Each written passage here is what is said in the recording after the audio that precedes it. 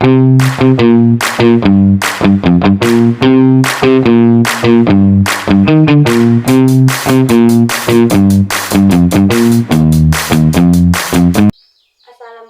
warahmatullahi wabarakatuh.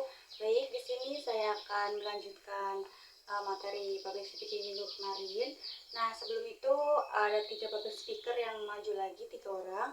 Yang pertama itu Asih Purnama, dia membahas tentang pelecehan seksual. Lalu ada juga Ikram, dia membahas tentang kayak kelelahan dan rasa malas, lalu keluh kesah dalam kehidupan.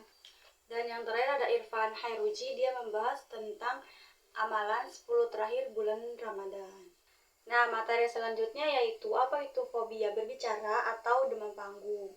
Nah, fobia berbicara itu ketakutan berlebihan pada saat berbicara di depan umum atau juga disebut glosofobia. Ini tuh lebih parah daripada gugup biasa. Nah, ada juga ciri-ciri fisik daripada demam panggung itu. Nah, yang pertama itu jantungnya berdebar-debar, lalu nafasnya pun kayak pendek, tersegal-segal gitu. Yang kedua itu ada tubuhnya itu kayak bereaksi berlebihan, kayak tangannya gemetar, lalu bibirnya kering ataupun kayak berkeringat dingin gitu. Nah, yang ketiga ada ekspresi wajah dan juga suara. Nah, kalau fobia berbicara itu biasanya dari ekspresi wajah udah kelihatan gitu, kayak memerah, terus suaranya pun intonasinya kayak hilang gitu. Nah, mungkin gejala lainnya itu kayak sakit perut, mual, ataupun pusing kayak sebelum berbicara ataupun pas saat berbicara. Nah, selanjutnya ada mungkin ciri-ciri emosional dan juga kognitif dari seseorang jika fobia berbicara. Nah, yang pertama itu takut dinilai negatif sama audiens. Nah, mungkin ciri-ciri emosionalnya itu yang kedua mungkin takut lupa materi ataupun melakukan kesalahan. Nah, yang ketiga ada mungkin pikirannya kosong ataupun sulit fokus pada saat berbicara. Biasanya biasanya fobia berbicara itu suka sulit fokus gitu. Terus juga kayak pikirannya kosong gitu, entah mau berbicara apa gitu. Nah, ciri emosional selanjutnya itu merasa panik gitu ataupun kayak pengen keluar dari situasi yang sedang berlangsung, kayak fobia berbicara kan biasanya seperti itu ya, kayak pengen cepet-cepet keluar dari situasi yang kayak menegangkan, terus juga sulit fokus seperti itu. Nah, yang terakhir ada rasa kurang mampu dan juga sulit percaya diri sama diri sendiri. Biasanya kalau fobia berbicara itu memang kayak sulit gitu kita percaya sama diri sendiri, ataupun kayak nggak mampu gitu kita berbicara di depan umum. Padahal sebenarnya bisa gitu, dan juga pasti mampu kok berbicara di depan umum gitu.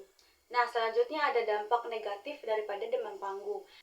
Nah, yang pertama itu biasanya menghindari kesempatan untuk berbicara di depan umum. Biasanya kalau fobia berbicara ataupun kayak takut gitu, kayak takut berbicara, biasanya itu ada kesempatan tapi tidak mau diambil. Padahal sebenarnya itu bisa melatih untuk kita sendiri biar kayak lancar berbicara di depan umumnya, biar kayak tidak takut lagi gitu. Padahal itu kan kesempatan emas gitu buat kita, agar kita tuh bisa berlatih lagi, belajar berbicara di depan umum lagi.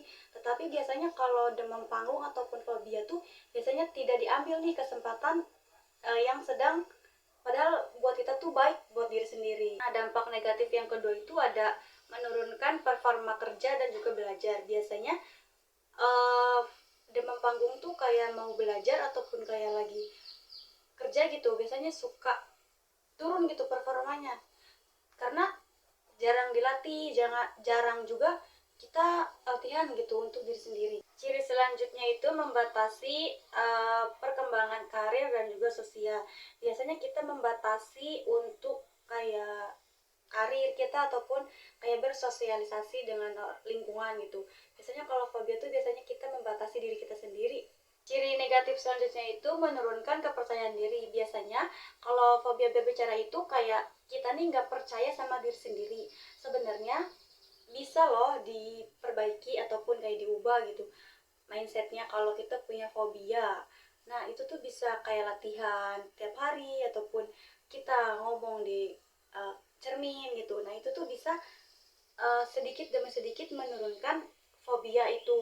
Nah, mungkin dampak negatif terakhir itu memicu kecemasan sosial dan juga kayak depresi. Nah, biasanya emang kalau fobianya fobianya itu udah di tahap kayak parah banget gitu, biasanya ke diri sendiri juga depresi sih sebenarnya, kayak sulit gitu untuk menghilangkan si fobia itu. Sebenarnya kita mau gitu ngomong ataupun berbicara, tapi kayak gak bisa gitu karena ya fobia itu kayak sulit untuk dihilangkan. Nah, dampak negatif terakhir itu ada memicu kecemasan sosial ataupun depresi. Nah, mungkin juga penyebab daripada seseorang itu demam panggung ataupun fobia berbicara di depan umum gitu. Mungkin yang pertama itu trauma pada masa lalu seseorang gitu, kayak ada nih kejadian ataupun hal buruk yang menimpa si dia di depan umum. Nah, itu tuh biasanya suka trauma kalau mau berbicara lagi. Nah, yang kedua itu ada kurangnya persiapan, dimana kayak menimbulkan rasa cemas berlebihan. Kayak